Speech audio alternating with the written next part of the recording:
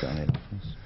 L'enfance pour vous c'est aussi peut-être le jardinage, ça va être le sujet essentiel, l'un des sujets essentiels de cette émission et je voulais tout de suite qu'on vous retrouve, non pas dans ce studio mais chez vous, dans votre jardin, en train de vous occuper des plantes et aussi des légumes. Alors c'est chez vous, c'est à Oudan, c'est une équipe d'Antenne 2 qui est allée vous filmer hier après-midi. Nous vous retrouvons Daniel Gélin.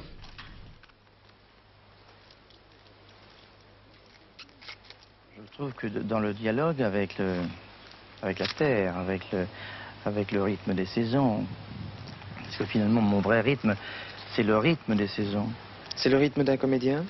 Non, il y a justement un désordre, enfin un hiatus dans cette histoire.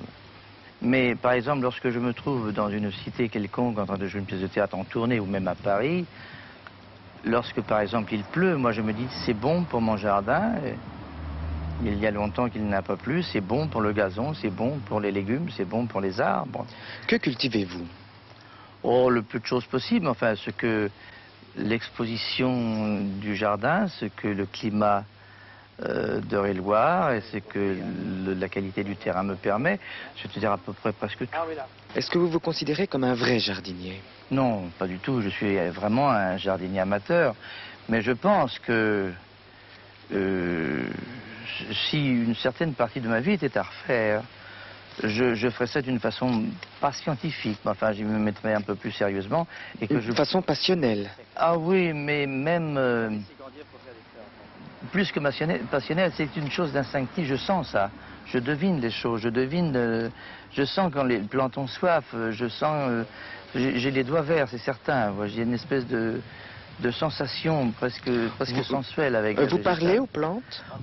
Enfin, parler, non. Il m'arrive de soliloquer certainement, mais il s'établit un contact. Il y a les mauvaises herbes qui sont difficiles, qui sont âpres, que j'engueule, que j'insulte, et puis il y a d'autres qui viennent facilement, comme ça, au bout des doigts. D'ailleurs, celles-là, j'ai tendance à les laisser en place, parce que je ne suis pas du tout pour le jardin à la française bien discipliné.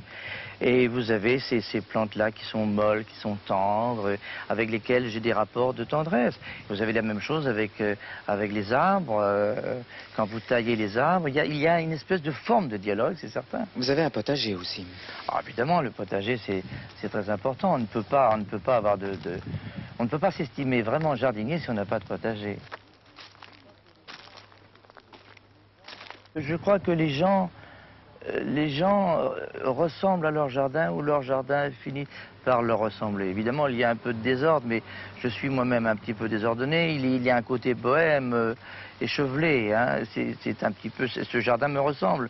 Mais c'est peut-être ça qui m'a plu lorsque je l'ai acheté. Il avait déjà cet aspect-là. Et je continue à conserver ce côté un petit peu sauvage, naturel, un petit peu comme si c'était lui-même qui se construisait peu à peu comme ça, avec les saisons, avec le soleil, avec les pluies, avec le temps. En regardant ce reportage, ces images, ce n'est pas un jardin que vous avez, c'est une véritable exploitation agricole? Pas du tout. Le maïs, c'était le maïs du voisin. Non, c'est pas votre jardin. Bah non. Vous utilisez un mot à un moment